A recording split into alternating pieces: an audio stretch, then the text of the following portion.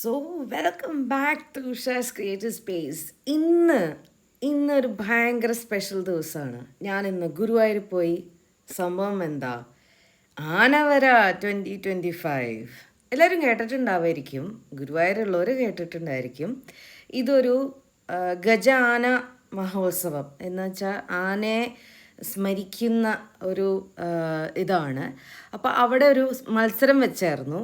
മത്സരത്തിൽ കുട്ടികൾക്കാണ് മത്സരിക്കാൻ പറ്റുള്ളൂ എന്നുള്ളത് കേട്ടു.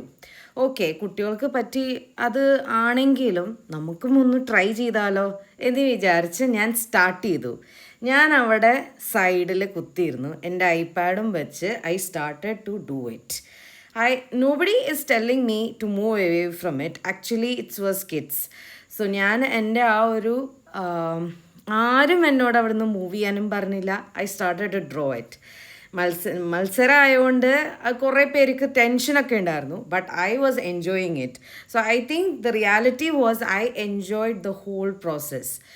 ആക്ച്വലി ഞാൻ ഡ്രോയിങ് കോമ്പറ്റീഷൻസൊക്കെ സ്റ്റാർട്ട് ചെയ്തത് ഞാൻ സ്കൂളിൽ നിന്നാണ് ഞാനത് പഠിച്ചെടുത്തത്. ഈ ഡ്രോയിങ് കോമ്പറ്റീഷനൊക്കെ പങ്കെടുക്കുക എന്നുള്ളത്. എനിക്ക് കോൺസ്റ്റലേഷൻ പ്രൈസ് അല്ലെങ്കിൽ ഡ്രോയിങ്ങിന് സെക്കൻഡ് പ്രൈസ് അങ്ങനെയൊക്കെ കിട്ടിയിട്ടൊക്കെ ഉണ്ട്.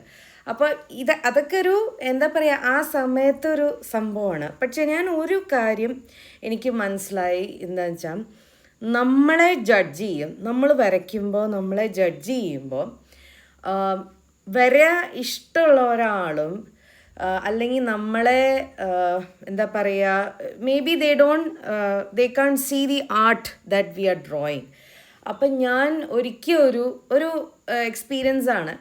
അപ്പം ഇത് ഞാൻ ഈ വരച്ചപ്പോൾ എനിക്ക് തോന്നിയൊരു കാര്യം എന്താണെന്ന് വെച്ചാൽ, എത്ര ലെയർ എടുത്തിട്ടാണ് ഞാൻ ഒരു കാര്യം ചെയ്തേ. ആക്ച്വലി 2 ആന ഒരു കുളത്തിൽ അല്ലെങ്കിൽ അങ്ങനെ ഒരു സെറ്റപ്പായിരുന്നു അത്. And then I keep on adding. Actually ഈ ഒരു സ്പേസ് എത്തിയപ്പോഴാണ് അവർ ഡിസ്ട്രിബ്യൂഷൻ ചെയ്യണ്ടായിരുന്നു സർട്ടിഫിക്കറ്റൊക്കെ. അപ്പം ഞാൻ വിചാരിച്ചു ഓക്കെ അതിങ്ങനെ കൊടുക്കണ്ടാവും. പക്ഷേ എനിക്കും കിട്ടി.